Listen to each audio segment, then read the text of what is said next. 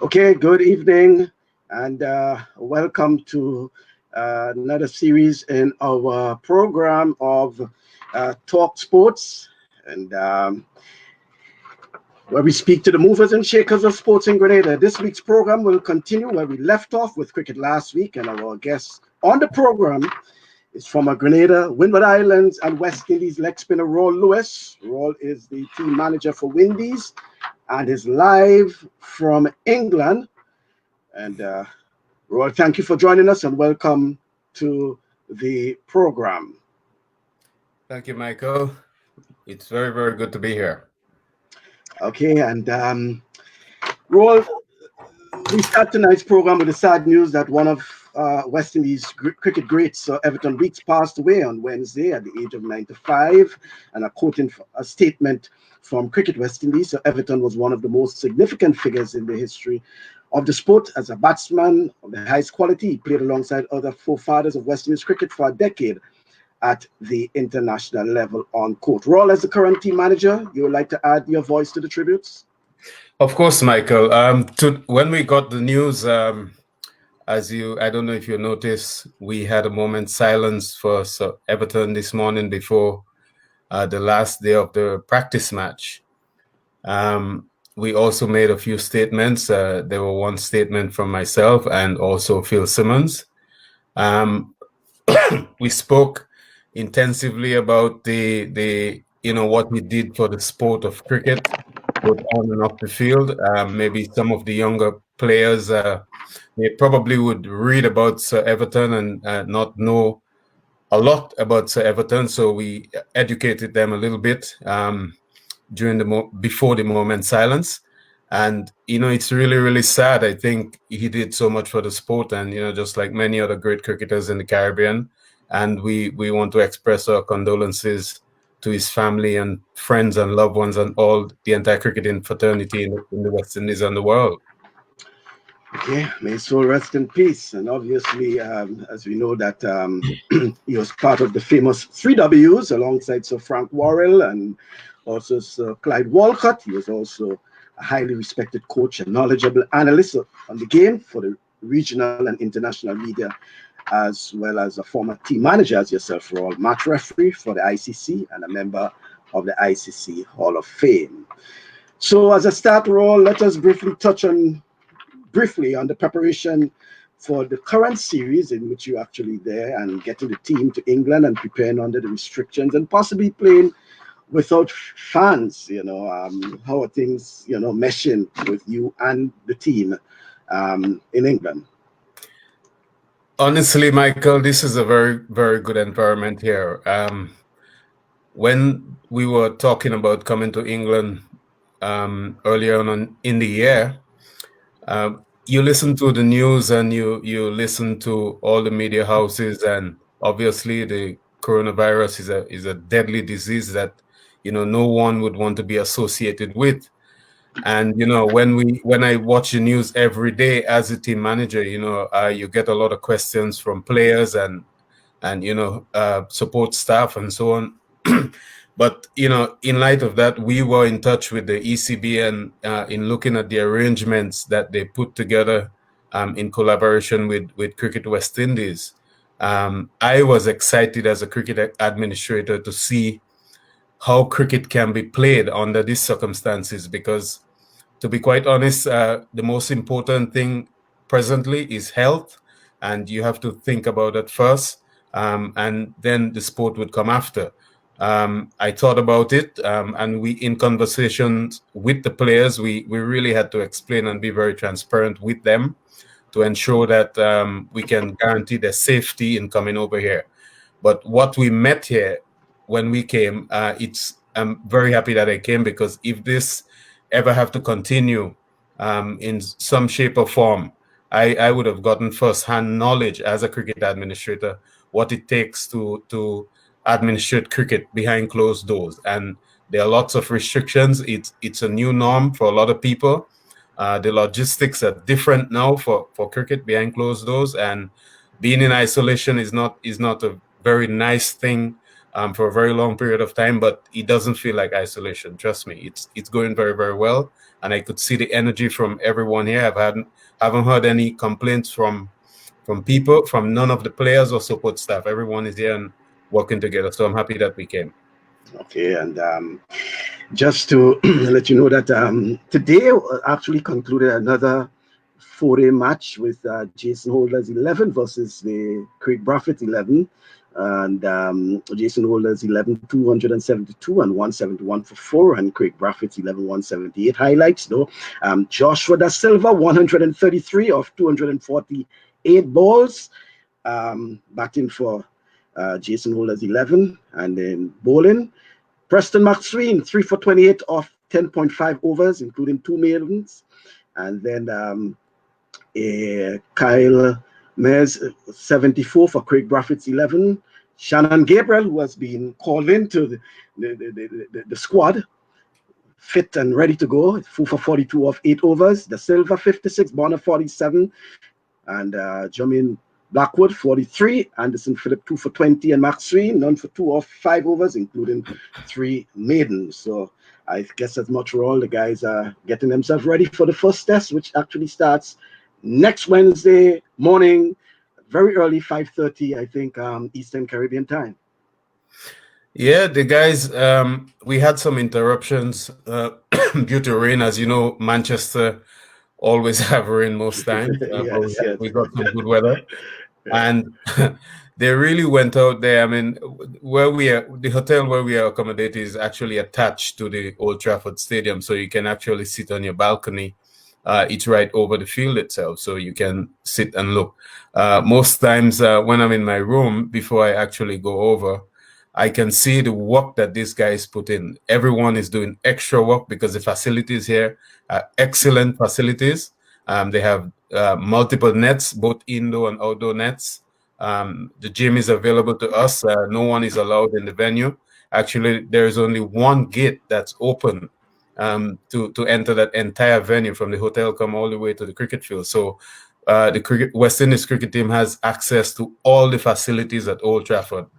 And we are making full use of it, Michael. Honestly, I could see that the boys are working really hard.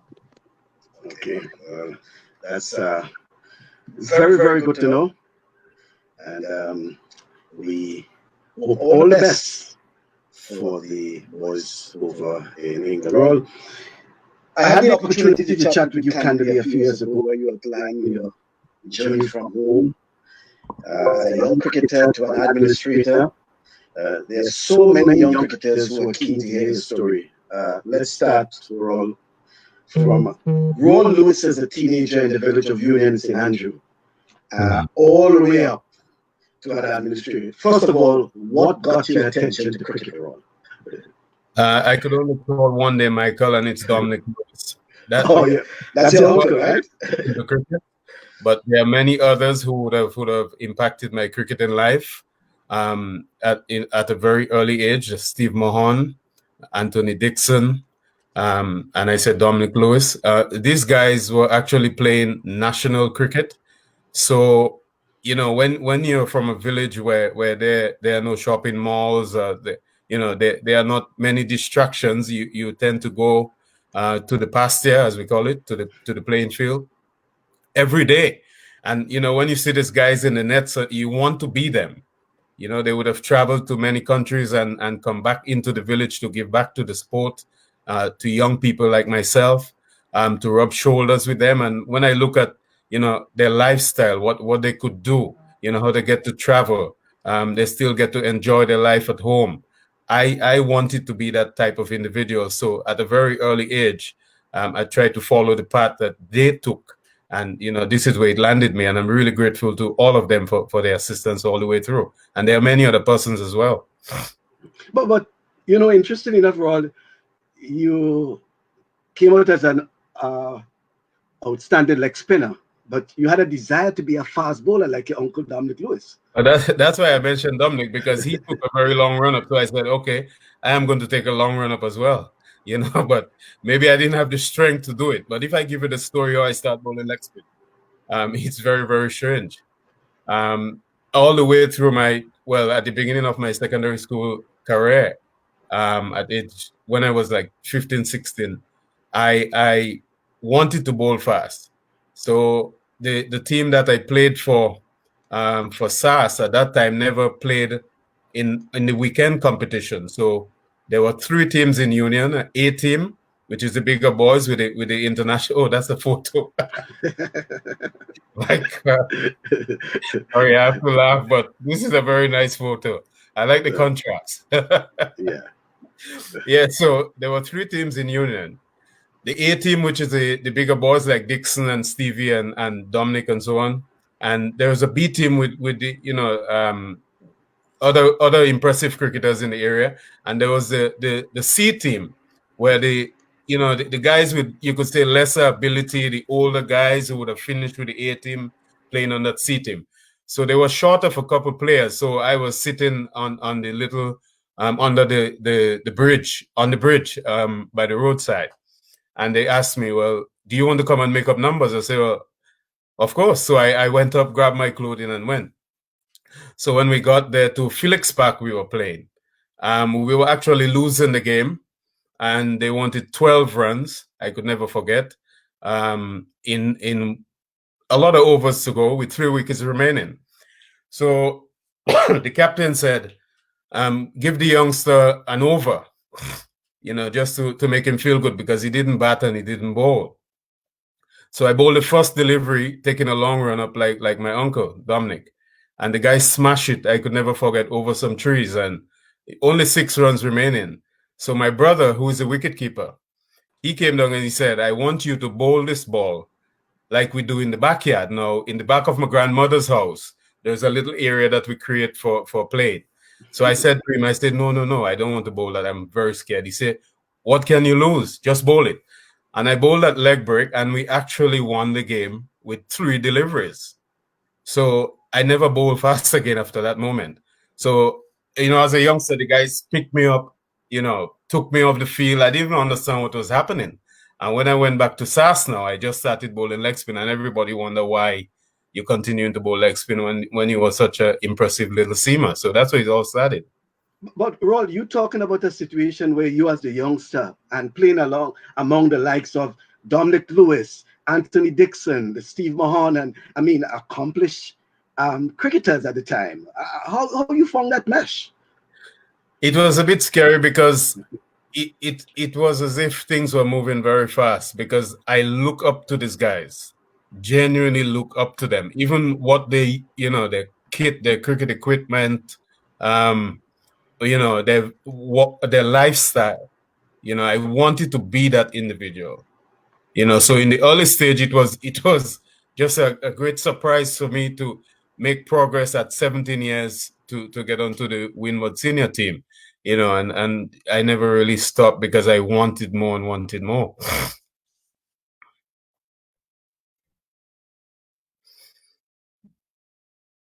Interesting indeed, Rawl, and it's also indicative in that you actually started playing and playing for the school team, and there's something that is so intriguing about this thing where you are playing for the school team, Rawl, and having to represent Grenada, having to playing. First of all, let's start with the school team in terms of I think that time they had cricket at the Windward Islands games. I think was it the Windward Islands game. So let's talk about that, playing for the Grenada school team. I think at that time they just started involving cricket as part of the Windward Islands games, secondary school games.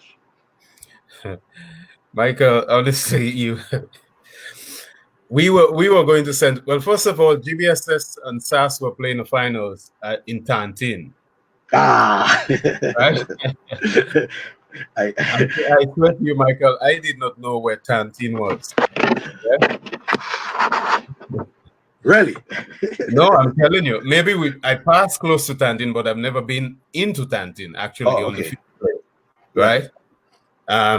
So we went there, took the school bus as normal with the team, and went to GBSS. In those days, Kester Sylvester, Tablesmore, these were the big boys in secondary school cricket. Right. So when we played GBSS, we beat GBSS in the finals, and I think I got 7 wickets and scored some runs as well.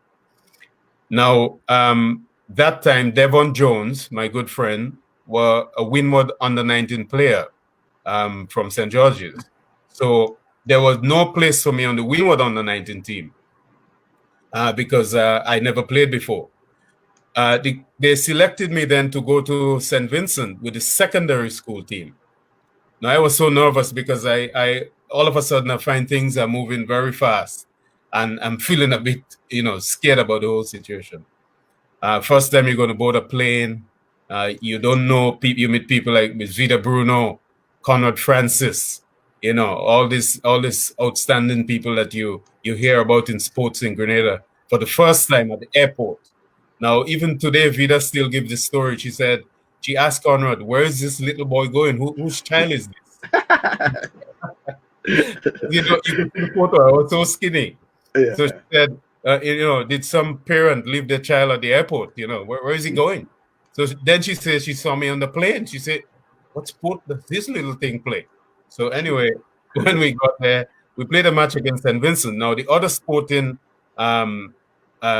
personnel, we support one another. So if football is playing, the cricketers and netballers and stuff go to watch. If cricket is playing, everyone would come to watch. And I could remember people like Connie Belfon and other netballers coming to watch that game. And the first game, I got up 8 wickets against St. Vincent and never looked back from there. We won that cricket tournament very easy because I probably got the most wickets in that secondary school tournament and went on to get the most wickets for Grenada in the senior tournament and hopped on to the Winwood senior team, not even yet making the Winwood junior team. Yeah, and I assume that is all where Rawl met up after a while with the folks like Junior Murray and company. Well, that is where I met Junior. From being in that environment, that's where Junior Murray came into the picture, because he was now the Grenada senior team captain. So that's when I met people like Junior Murray and John Sylvester. And oh boy, look at that lovely photo. And and these guys, Denison Thomas, Wesley Thomas, Kenrick Latouche, and all Ray Duncan, my very, very good friend, very close. So, and that's where we started. But in looking back at it now, Michael, I believe to get to the international arena in sport, it's always, I wouldn't say easy. It's good, but it's easier than to remain at the highest level. So I think that transition from the time I started in Union to get me to that first match against Pakistan at the Gaddafi Stadium in 1998, I feel right now, in being around the current crop of cricketers, that I did not feel as if I was ready.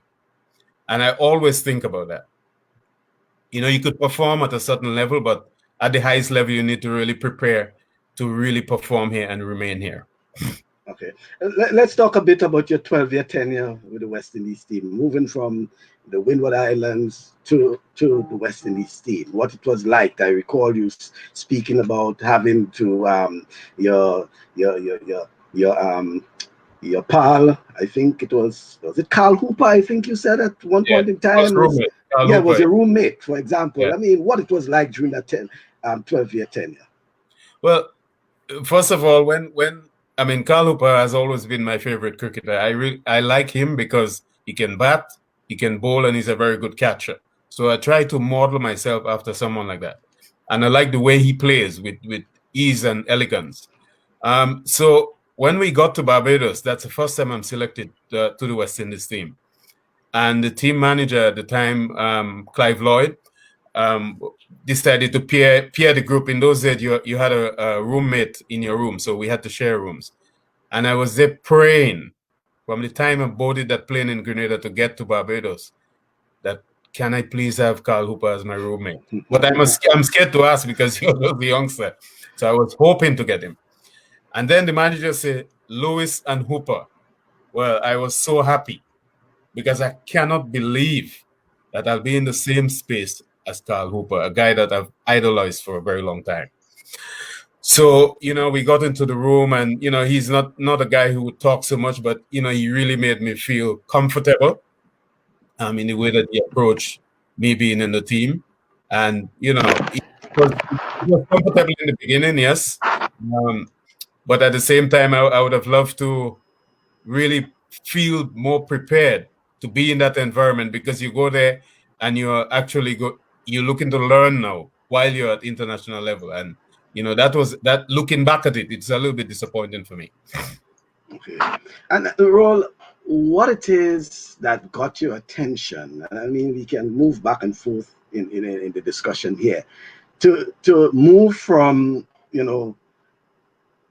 cricketer to administrator. I mean, what it is you were thinking, because there wasn't this long gap from being retiring from cricket and getting into cricket administration. So what it is you were doing during that time that got you into, or basically, fast process, getting into cricket administration. Not everyone, by the way, as lucky as you are, in terms of that, but there was something that you were doing or you were thinking that got you into that.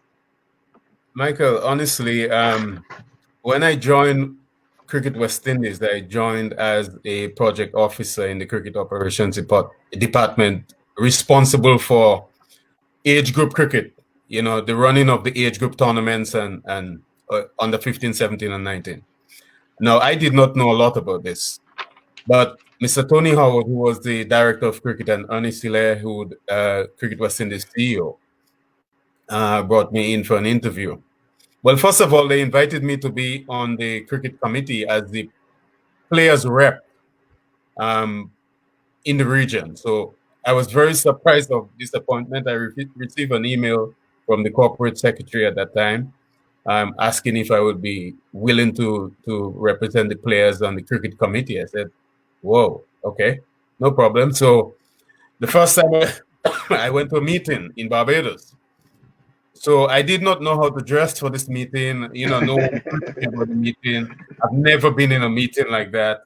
So I'm sitting there thinking in Barbados, and okay, I don't have any clothing like this. Maybe they're wearing suits and so on. So I went to Cape Shepherd and I bought a long sleeve shirt and a nice dress pants with a shoe and, fancy stuff to be formal. And when I walked into the room, most of them were wearing polo shirt and slacks or dockers and so on, which was fine. I was the only one there to be overdressed, but I was feeling comfortable. And I listened to the discussions that took place in that first meeting at the Accra Beach Hotel in Barbados.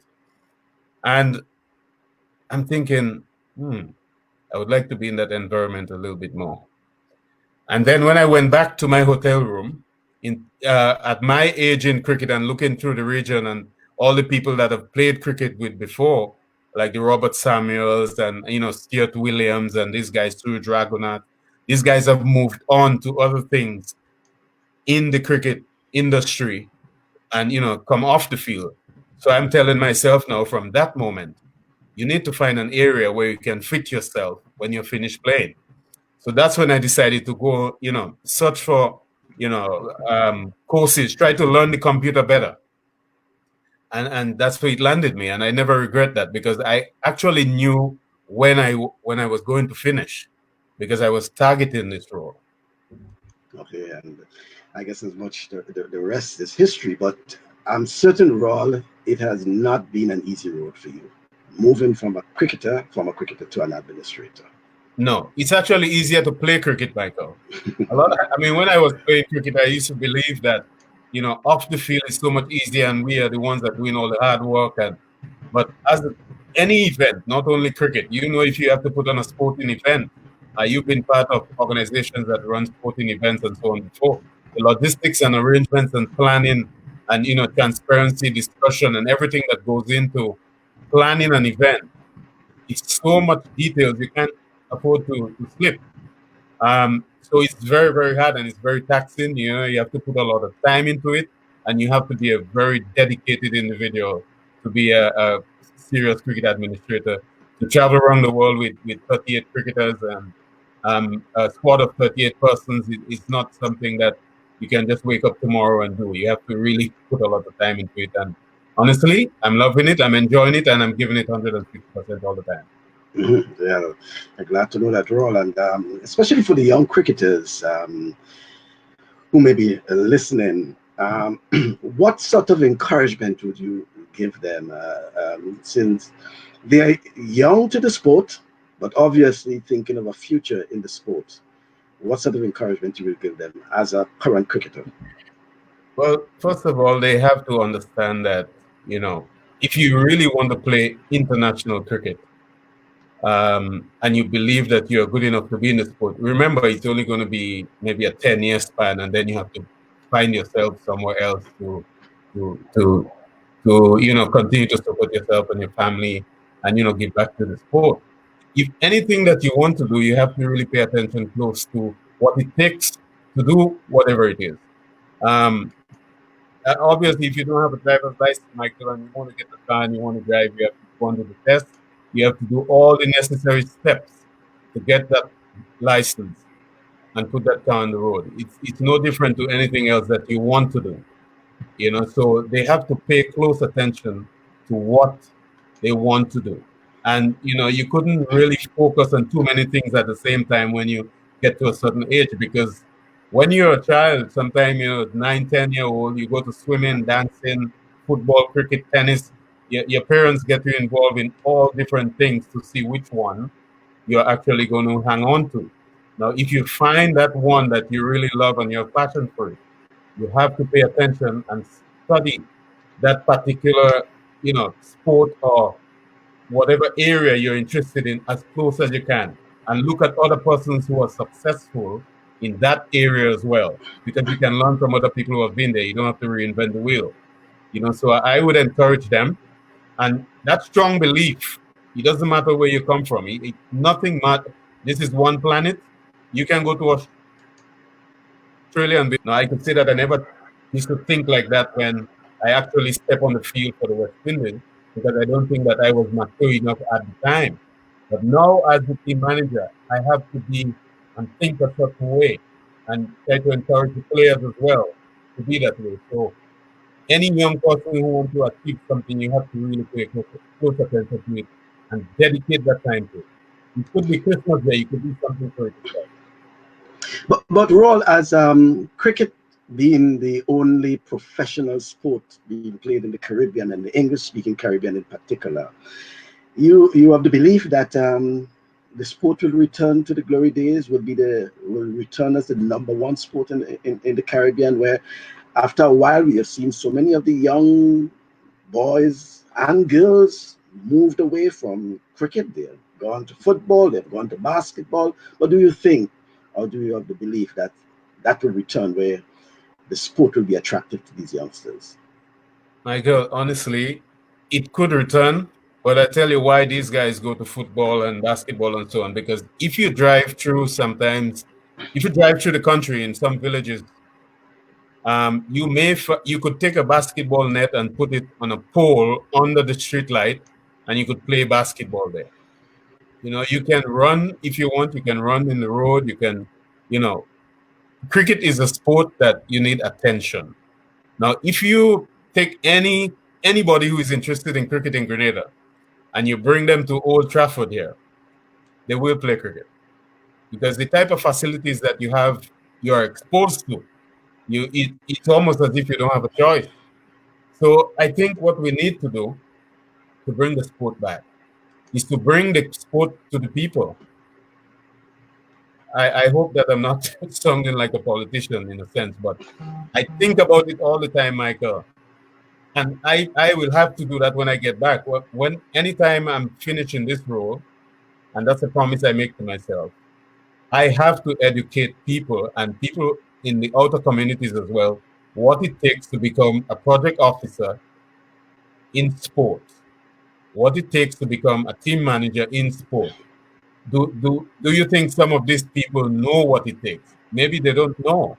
So we have to bring it to them. So the first thing we have to do is the facilities. The second thing we have to do is to guide them, because I know a lot of young cricketers. Maybe if I was in Union, St. Andrews Field, where I born and grow, cricket in that area would have been different than it is today. So that shows that if you have personnel in the area, you can help the sport grow. So I don't buy that other sport is taking over. It's what's available for them to play. We just need to fix the facilities and get the personnel there and assist them and they will play. I'm sure about that.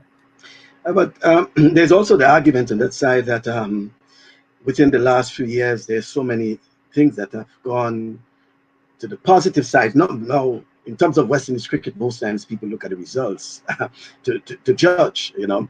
But even if you look at the results, you had, for example, in one particular period, you had the under 19s, the senior team, men's team, and the women's team winning world championships.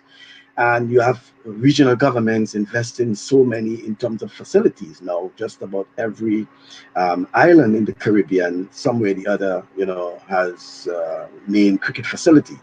So in terms of infrastructure and some of the basic amenities, including the incentives, whereas the youngsters who would have won, the senior male, the women's, there is evidence at least that something is on the right track. Yeah, I'm sure, because in the Caribbean we are never short of talent. For sure, we are so naturally gifted. We just need to push ourselves.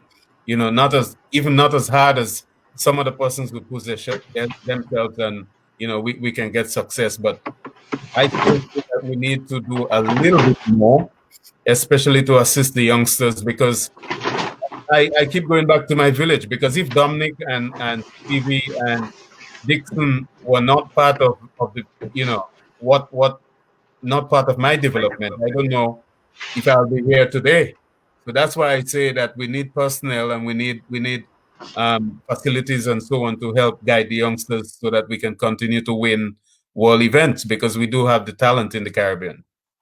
Okay. But and even in terms of home, looking at home, and when I say home, not just Grenada, but the Windward Islands, because you have some level of affinity to the Windward Islands, although you're a project officer, and for the West Indies, the bigger picture. But as a former Windward Islands player, and where there are facilities in just about each of the, and I'm talking about first class playing facilities in each of the four Windward Islands now. You think that the Windward Islands as a team is in a position to to move to the top of West Indies cricket? Of course, we have a lot of talented players in the Caribbean, and if you remember, for example, someone like Ryan John, he helped the West Indies under 19 team to win the under 19 World Cup. We had Emmanuel Stewart, who was the captain of the West Indies under 19 team, that participated in the last World Cup. So the players are there. I just believe that the more dedication from the players, because you can't say that facilities and administration are always the issue. We need the players to be more dedicated to their sport, and they have to approach it as if it's their job. It cannot be you just stand up and you play, and if you lose and you go. Because I used to get the feeling sometime when I played for Windward, not being the captain, that this is what's happening, because we'd lose a match in 2 days, and you listen to sometimes some guys on the bus, and they're laughing, and I'll be sitting at the front, and I wouldn't be happy at all. My God, I'll be very upset. And I say to myself, the day that I become captain of that team, I don't want it to be like that, because I hate to lose like that. I never want to lose. So I believe that in the Windward Islands, once the players dedicate themselves to their training in the off season in particular, we can win regional tournaments, because we have good players. Okay, and even to the extent of Grenada, they have been saying that of recent, so many young players, you know, at the peak of, well, some of them already, because I understood they had about 8 Grenadians who actually played first class cricket last season. But so many Grenadians that are, just on, the verge of making it through. And while we're speaking of that, for example, we have Preston McSween, who is now with the West Indies team as a reserve. But then you have Shimon Lewis, and you have a host of other players, some who are injured, and some who just can't, because there's so many players now, they just can't get into a final 11 for the Grenada team. What you made of cricket in Grenada as it is now, in terms with so many players now available for selection? Obviously, it's a hard decision for selectors to make in selecting a Grenada team. Well, that's a good problem to have so that players can really check themselves and get to the top of the game to get into the team. But I think the cricket administrators in Grenada have worked really hard. I think whenever we have matches in Grenada, for example, we always get high praises, and I sit there and I smile because I love when Grenada's name is mentioned in a positive light, especially Certainly. when it comes to cricket. Yeah. And Dwayne Gill and the administration, that they have a good reputation for putting on a good event whenever we play there. And I just believe that we with the COVID-19 and so on, I hope that does not set us back. But Mhm. because I believe they were pushing, and I could have seen that they were pushing because to have 7 or 8 people on the Windward team from one island is a big deal. So I think we can still rise, but I want the players to take lots of responsibilities because it's your career, and you can't sit back and wait on people. And I remember Anthony Dixon telling me that he said, "Listen, if you really want to play and you want to get to the highest level, you cannot wait on anyone. You need to find a way to do it." So that's the mindset I want the players to go, and that would help and push the administrators to do more. So both have to work hand in hand.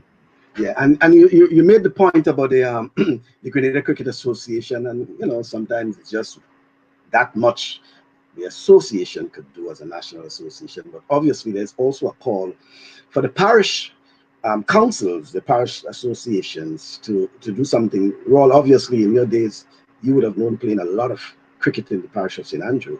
Mhm. The St. Andrews League, A, B, C, D, sometimes all E divisions. So many Yeah. teams, to play. But and not and we, yes, we can put St. Andrews aside, but there is a call for more cricket to be played, not just in St. Andrew, but St. David, for example, which for some reason have produced a lot of top class cricketers of the past, and places like St. Patrick and the capital and other parishes to Mhm. come on board and play more cricket. Yeah, because first of all, Michael, if you don't want the people that have played cricket like myself and many others to drift too far away from the sport, it would be really nice if the past players can come and give back to the sport. In that way, you help the youngsters to really grow in the sport and want to play the sport and want to get to where you got to. Um, I would be disappointed if cricket has stopped being played in the parish at the parish level, because that was a very, very nice competition to have where every parish could play the individual village competition, and then you select your parish team, and each parish play against another parish, and then you select your national team, and in that way you get the best team, and you have selectors going to the different venues to look at the different matches and so on, so people are really keen to get into their national team. So I think we have to bring that back, but we have to start the process by getting the people who would have played before and made it in cricket to come together. We must all come together and start this process, because I look, for example, in my village, lots and lots of talented cricketers are there, but not the personnel to help them and help them grow and for them to follow. It's not there. So that too, we find people falling by the wayside. Okay, but Rawl, there's also the argument of cricket being a very expensive game.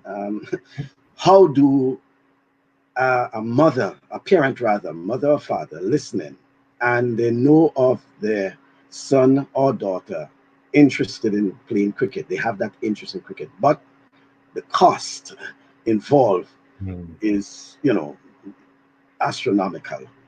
How do they get around this, this problem of costs for playing cricket, even at that young age, development age?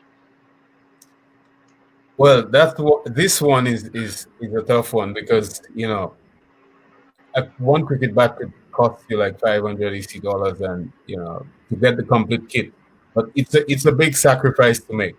That's where I believe maybe the Ministry of Sport and the government can come and assist, because sport is something that drives tourism. So if you want to invest in sport, we could start by giving out equipment to people, or sourcing equipment at a cheaper cost, and bringing it in and distributed it in schools. And similar in that photo that you showed there, Michael, next to me on the stage was Cecil Greenwich, who was the director of sports at the time. And he brought a full kit of cricket gear for me for winning the player of the secondary school tournament in SAS. And you don't know what that did for me, because that's the first time I've had a full kit of cricket equipment. So if we do things like that, then we could help the parents. We can meet them halfway and try and assist, but we may not be able to help everyone, but in some shape or form, we'll be touching some lives and, changing some lives and so on. So it will be hard on parents, especially in this time, to invest in a cricket kit. But I think there are ways that we can work around it through the government, through the various ministries and so on.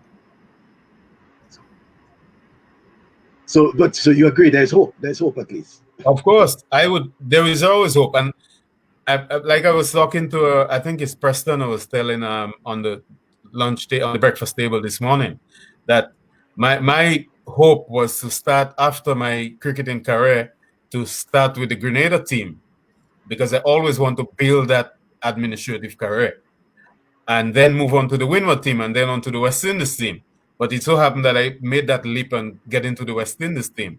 I said, Preston, it's really hurting me sometimes that I can't get the opportunity to give back to Grenada cricket, and where I've played, 18 years of cricket and plus, many more when I was a youngster. But that's how it is. But someday I will definitely come and see what I could do, when this is all over for me up here. Okay, well, obviously this was one that you you made available in terms of coming home. I think it was 2016, 2017. Yeah. When you got home, and it was part of the award ceremony, and shared the story. I think that particular year you were awarded. You were given an award by the Grenada Cricket Association, and you shared a life story with the audience at that time. So there's no hiding role that you have been given back in some way or the other. And I think there were other means of you providing presentations. I think I saw you made presentations to cricketers. Every time you get home, you will probably make a presentation, which is.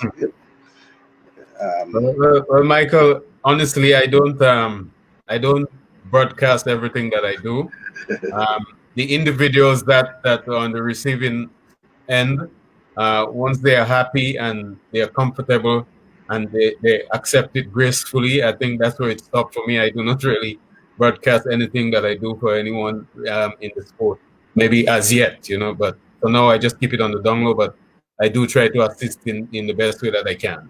Okay, well, it's good to know. It's good to know, Rawl. And that's sitting there with the president of the Grenada Cricket Association. He's also a director of the West Indies, Cricket West Indies. That's President Dwayne Gill. And again, all of that was from I'm still saying 2016, 2017, somewhere around, but it was a few years ago, Rawl. Let's look, Rawl, at your, what should I say? You would have been part of, some very interesting cricket matches over the years. So West Indies, I think it was West Indies versus Australia, West Indies versus India, and West Indies versus Pakistan. There's one in particular I came across, and want you to tell me what this was really about, if you remember. I have to take my glasses, huh? Let me see if I can get it going now. Yeah. You may just see the score, I think. Yeah. Oh, yeah. You see the score: 45 goal runs to win. Also, it was against South Africa, right? Yeah. You know anything about that particular match and what happened there, Rawl? I mean, I didn't play everything. That was Chris Gale. Chris Gale making a juggling catch of Hashim Amla. Right. It was where everyone was very surprised. That was a spectacular catch, and he proved to us that was not a guess, because I think in the next couple overs he did caught Graham Smith the same way. So yeah, he's known for his juggling catches, but he do hold on to them. Yeah. And that was you coming up there and bowling. And what would you describe as some of the memorable matches you would have been involved in, Ron, during your time at the West Indies? Well, first of all, Michael, sometimes when I think about my playing days for the West Indies in particular, you want to get there as a cricketer, but like I said in the beginning, the transition from starting in Union St Andrews and getting to the West Indies team, that period there, in looking at it now, I didn't think enough work was done. You would do work, but not enough work to get you or keep you at that level. Some of the matches that I played in, they were difficult matches at times. You play in Asia, you play against Pakistan, some of the best players of spin in the world.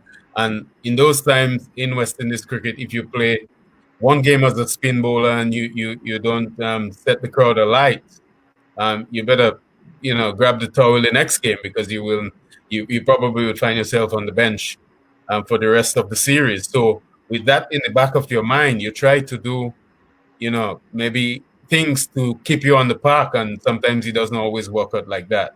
I remember one particular game in Port Elizabeth, South Africa, where we were playing and Alan Donald was bowling. And, he had this scary look on his face with this white sun cream across his face. And he blew away the top 5 batters. So I went in. And I've never seen, they said to me, do not look where the first and second slips are standing. Now, I walk out to bat, and that's all I'm thinking about. Why is it they don't want me to look where the wicketkeeper and the slips are standing? In taking the guard, I just had to glimpse, when someone tell you, don't look back, you still look back. And when I saw it, I said, is that where they're going to stay where he's bowling, or they're going to come up some more? Now, this guy was bowling so fast. And then, anyway, a few other wickets fell, and Curtly Ambrose came into the wicket. So he came to knock the glove as usual, and he said, you're going to take Donald, and I will take Simcox. Okay? So I didn't think he was serious.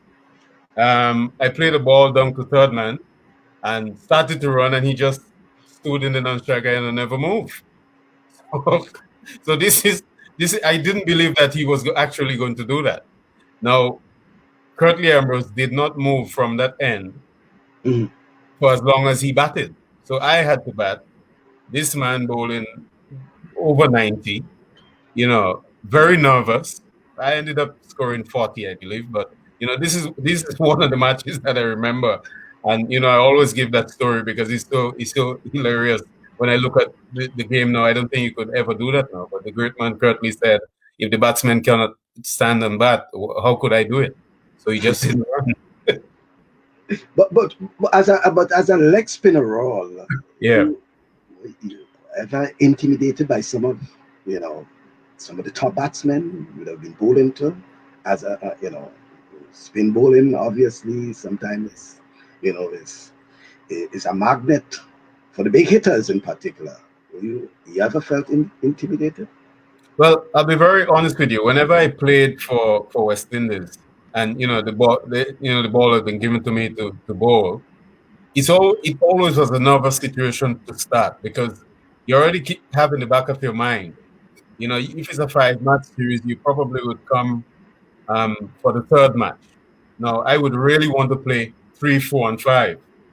So you're starting off nervous all the time. You may bowl a few short deliveries. You bowl a 2 half volleys, and guys may cash in and score some boundaries.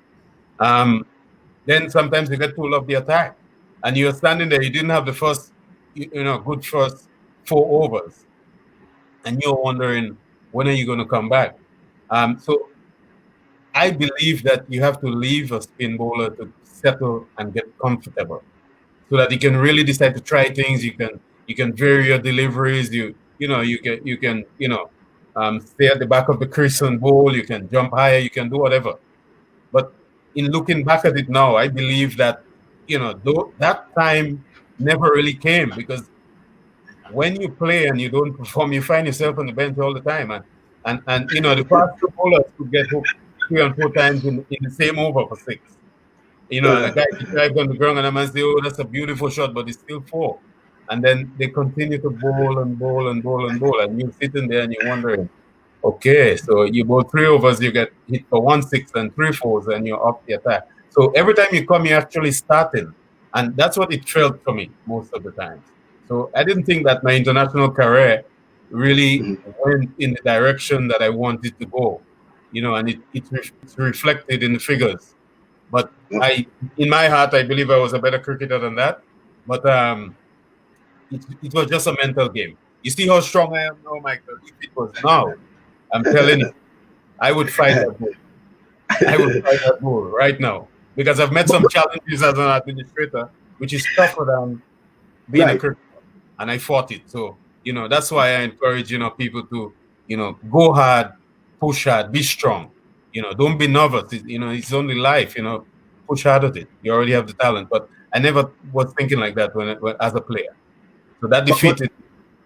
But at no point you felt frustrated, though. You know, there was disappointment, but you were not frustrated.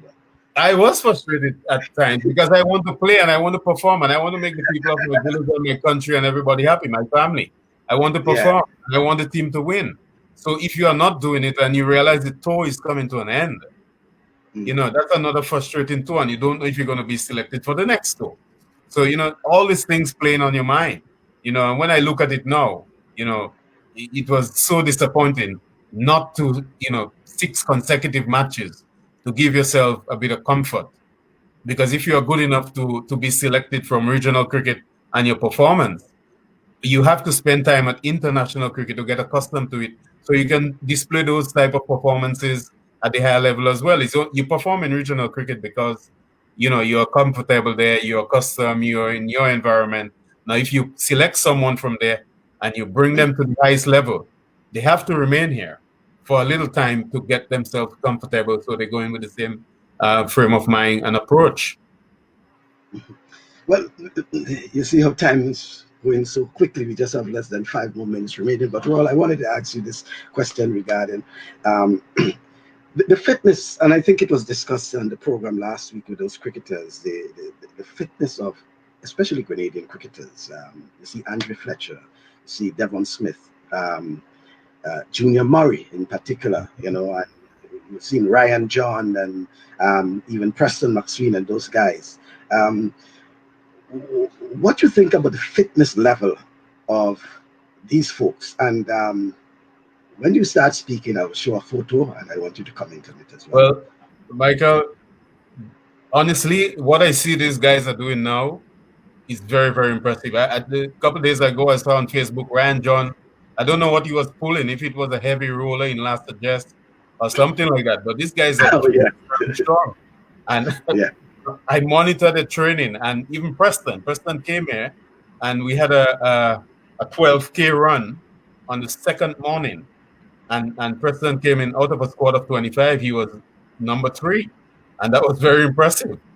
So I believe, you know, from Junior Murray all the way down, fitness is a serious part of you know, these guys' schedule, and I like that, because you have to be very, very fit to maintain, you know, a certain mindset at this highest level. And I really can't wait for more Grenadian cricketers to get to the highest level, because I believe they work very hard and they are dedicated to the sport.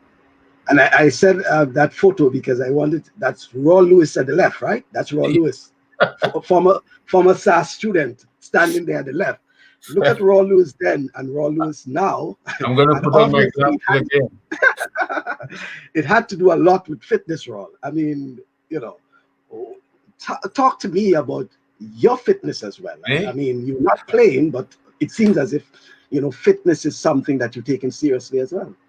Michael, there could never be a day pass and I don't do something for my fitness. Up to this day, I maintain the same routine. Well, not the exact same routine because of work, but I maintain my fitness routine. The guys always invite me to the gym. Oh, manager, come, let's go to the gym. I say, no, I'll train like a jail person. I train in my room. So I buy all my, bands and, the wheel and everything that I need to train inside my room. So I wake up every morning and I do my push-up, my stretches, my, squats. So I do everything in my room, no matter how small the room is. I still do it every day. And I cannot get into the shower unless I do some fitness work. So that's how I maintain it. And I just watch what I eat every time. Wow, that's interesting, Ron, because Yep. I noticed that there is a trend among the Grenadian cricketers, and Mm-hmm. I think it's very encouraging because it seems as if when you look at especially the guys at the highest level, they take the fitness very, very serious. And Junior, I learned a lot from Junior as it relates to your diet and your training, your dedication to training and so on. Junior is probably one of the most dedicated individual I know. Junior up to this day still does everything that he used to do as a professional cricketer, and I really applaud him for that. I spent a lot of Yeah, time with him, and he rubbed off on me in that way. yeah.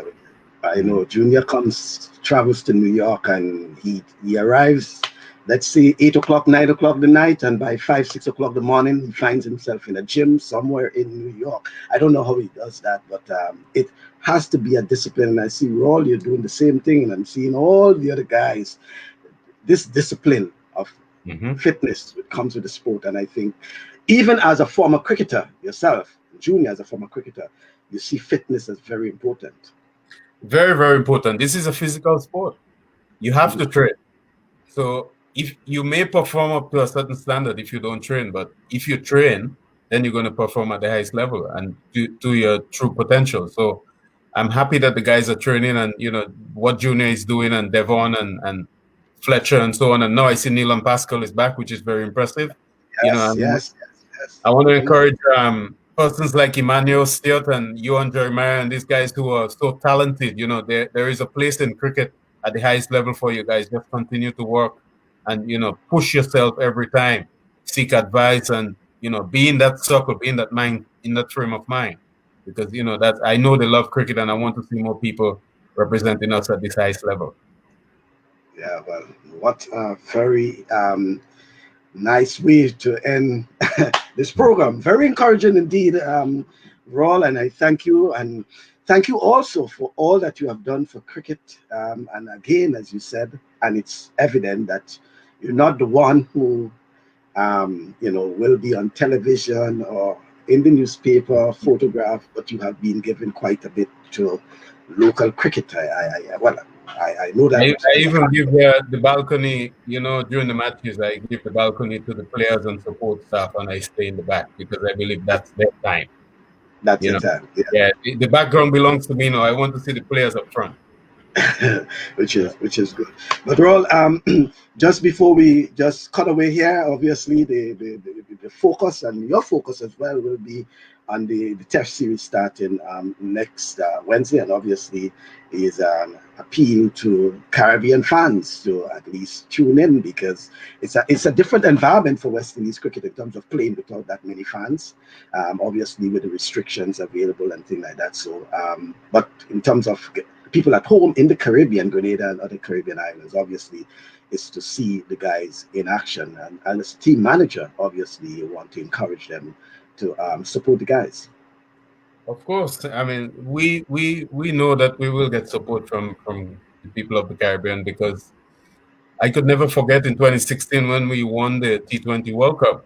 The celebration, that came through, the breeze that blew in the Caribbean at that time.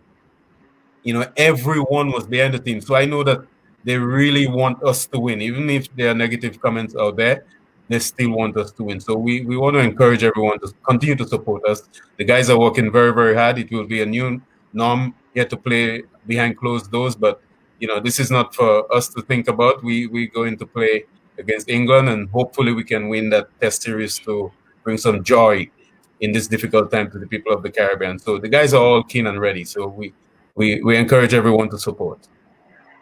Okay, then. Thank you very much, Rawl Lewis, former Grenada, Windward Islands, and West Indies leg spinner, and also West Indies cricket team manager, live in England.